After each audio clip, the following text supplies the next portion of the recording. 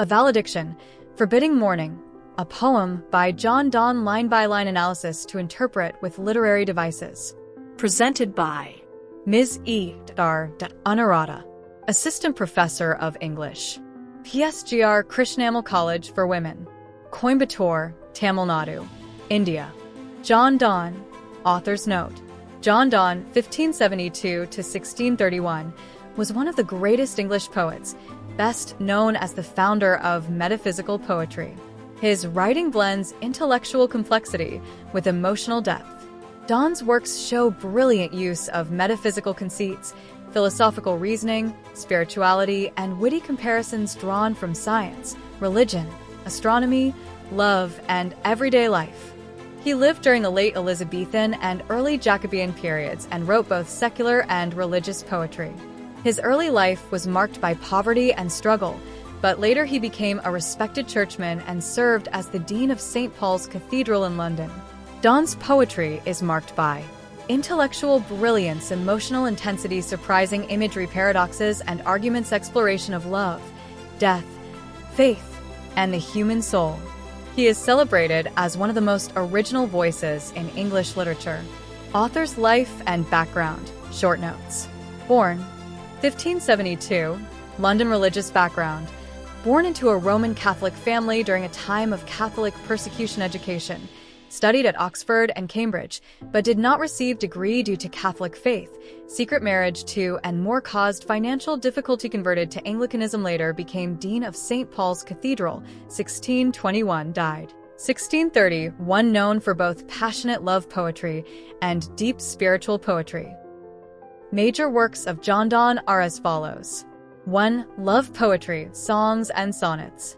A Valediction, Forbidding Mourning, the Good Morrow, the Sun, Rising, the Canonization, the Flea, the Ecstasy, the Relic. A Valediction, of Weeping, the Anniversary, the Undertaking. These poems mix physical, emotional, and spiritual aspects of love.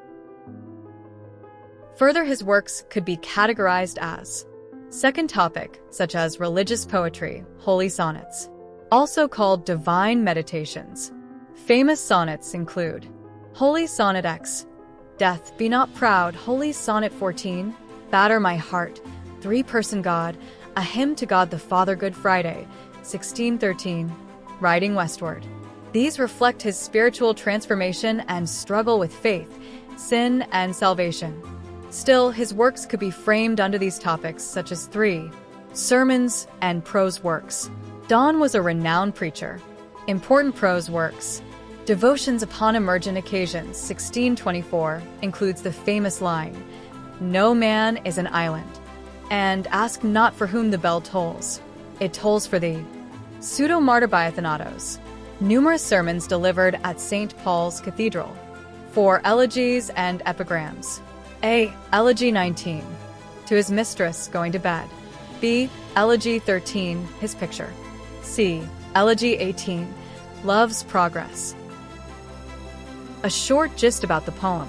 A Valediction, Forbidding Mourning, is a metaphysical poem by John Donne. Written in 1611 or 1612 for his wife and before he left on a trip to continental Europe, A Valediction is a 36-line love poem that was first published in the 1633 collection Songs and Sonnets, 2 years after Donne's death. Based on the theme of two lovers about to part for an extended time, the poem is notable for its use of conceits and ingenious analogies to describe the couple's relationship. Critics have thematically linked it to several of his other works, including A Valediction, Of My Name, In the Window, Meditation 3 from the Holy Sonnets, and A Valediction of Weeping. A Valediction, Forbidding Mourning, poem by John Donne. Read the verses. As virtuous men pass mildly away, and whisper to their souls to go, whilst some of their sad friends do say, the breath goes now, and some say no. So let us melt, and make no noise. No tear floods, nor sigh tempests move. 'Twere profanation of our joys, to tell the laity our love. Moving of th, earth brings harms and fears. Men reckon what it did, and meant, but trepidation of the spheres. Though greater far is innocent, dull sublunary lovers' love, whose soul is sense cannot admit, absence, because it doth remove. those things which element it, but we by a love so much refined, that ourselves know not what it is. Interassured of the mind, careless, eyes, lips, and hands to miss. Our two souls therefore, which are one, though I must go, endure not yet a breach, but an expansion, like gold to airy thinness feet. They be two, they are two so, as stiff twin compasses are two. Thy soul, the fixed foot, makes no show to move, but doth if the other do. And though it in the center sit, yet, when the other far doth roam, it leans and hearkens after it, and grows erect as that comes home. Such wilt thou be to me, who must, like t'other foot, obliquely run. Thy firmness makes my circle just, and makes me end where I begun. A Valediction, forbidding mourning, line-by-line analysis. Stanza 1. As virtuous men pass mildly away. Meaning of this line. Donne compares the lovers parting to the peaceful death of good men, who die quietly and calmly, and whisper to their souls to go. Meaning of this line. Such men calmly accept death. They are ready to allow their souls to leave their bodies, while some of their sad friends do say. Meaning of this line. Friends around them are sad but unsure. Should they mourn or hope? The breath goes now, and some say no. Meaning of this line. The friends can't tell the exact moment the soul leaves, showing how calm and gentle the departure is. Context of these lines. The lovers should separate quietly, without dramatic sorrow. Stanza 2. So let us melt and make no noise. Meaning of the line. Their parting should be like melting, soft, quiet, natural, not loud or dramatic. No tear floods, nor sigh tempests move. Meaning off the line. No excessive weeping or crying. Donne mocks lovers who show exaggerated emotions. 'Twere profanation of our joys. Meaning of the line. Making a public display of their sacred love would be disrespectful. To tell the laity our love. Meaning of the line. Laity equals ordinary people. Their love is holy. Public emotional drama would degrade it. Line 1 to 8 analysis. In these stanzas, Donne compares the parting of two lovers to a death, desiring the lovers' parting to be quiet, without struggle, and voluntary even though it is inevitable. At the same time, he considers the separation of lovers to be equivalent to the soul separating from the body on death. Remy Targoff argues that this is not because he sees the separation of the lovers as permanent, like death, but that as with death, Donne finds the challenge with separation to be ensuring the relationship's continuity in the future. Stanza 3. Moving of teach, earth brings harms and fears. Meaning of the line. Earthquakes cause visible destruction and fear. Men reckon what it did and meant. Meaning of the line. People try to explain the cause and meaning of earthquakes, but trepidation of the spheres. Meaning of the line. He refers to minute celestial movements thought to occur silently in the heavens, though greater far is innocent. Meaning of the line. These grand cosmic motions make no noise and cause no fear. Context of the line. Great things move silently. Their love is like the calm, great movement of heavenly spheres. Line 9 to 12 analysis. Writing in Texas Studies in Literature and Language, Peter L. Rudnitsky notes the imagery of extraordinary complexity in this stanza. Moving of teach earth is interpreted not to refer to earthquakes, but to the then recent theories about the movement of earth. This theory is supported by the use of the phrase trepidation of the spheres, an obsolete astronomical theory used in the Ptolemaic system. 17. Teresa M. Di Pasquale notes the use of refined as a continuation of an alchemical theme set in the earlier stanzas, with the phrase so much refined, ambiguous as to. Stanza 4. Dull sublunary lovers love. Meaning of the line.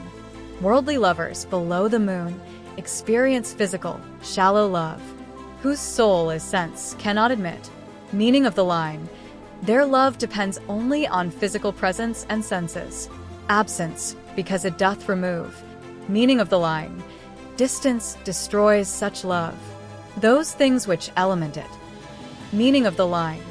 Physical touch, sight, and presence are the elements that form their love. Remove them, love dies. Stanza 5. But we buy a love so much refined. Meaning of the line. Donne and his wife share a highly spiritual, purified love, that ourselves know not what it is. Meaning of the line. It is so pure it cannot be defined or fully understood. Inter short of the mind. Meaning of the line. Their minds are deeply connected. Mental unity is their strength. Careless, eyes, lips, and hands to miss. Meaning of the line. They do not worry about missing physical presence. Stanza 6. Our two souls, therefore, which are one. Meaning of the line. Their souls are united as one. Though I must go, endure not yet. Meaning of the line. Even though he must leave. A breach, but an expansion. Meaning of the line. There is no break in their love, only a stretching, like gold. Like gold to airy thinness beat. Context of the line. Gold can be hammered infinitely thin without breaking. Their love becomes extended but never broken. Line 21 to 42 analysis. These lines use a piece of gold to describe the love between the writer and the subject of the poem. While beating the gold ever thinner spreads it out, widening the distance between the couple, the gold now covers more room. It has spread and become pervasive. Beating it to airy thinness, distributing it throughout the air, means that the love is now part of the atmosphere itself. Stanza 7. The famous compass metaphor. If they be two, they are two so. Meaning of the line. Even if their souls are imagined as two, as stiff twin compasses are two. Meaning of the line. Like the two legs of a drawing compass, separate but joined. Thy soul, the fixed foot, makes no show. Meaning of the line. His wife is the steady leg of the compass, rooted at home. To move, but doth, if t'each other do. Context of the line. The fixed foot seems still, but it leans and compensates when the other leg moves, symbolizing her emotional support. Stanza 8. And though it in the center sit. Meaning, she stays at the center, home, steady. Yet when the other far doth roam. Meaning of the line. Donne's moving foot circles away. It leans and hearkens after it. Meaning of the line. She spiritually follows him, bends toward him in loyalty, and grows erect as that comes home. Meaning of the line. When he returns, she becomes upright again, symbolizing reunion and emotional completion. Stanza 9. Such wilt thou be to me, who must. Meaning of the line. She will act like the compass's fixed foot for him, like each other foot, obliquely run. Meaning of the line. He is the moving foot, traveling in arcs. Thy firmness makes my circle just. Meaning of the line. Her emotional constancy makes his journey balanced and successful, and makes me end where I begun. Meaning of the line. He will return home because of her steadfast love. Line 25 to 36 analysis. The analogy here, of a pair of compasses in the process of drawing a circle, draws contrast between the two lovers, where one is fixed and in the center sit S, while the other roams. Despite this, the two remain inextricably connected and interdependent, staying inseparable despite the increasing distance between the two compass hands. Axagibri identifies a pun in the fixed foot. Thy firmness makes my circle just. A circle with a dot in the middle is the alchemical symbol for gold, an element referred to in a previous stanza.